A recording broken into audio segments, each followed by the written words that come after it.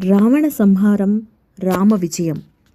ఆనాడు రణరంగంలో రాముడు కాలరుద్రుడే అయ్యాడు. శత్రుమూకలను తన అప్రతిహతమైన శరాఘాతాలతో చీల్చి చెండాడాడు.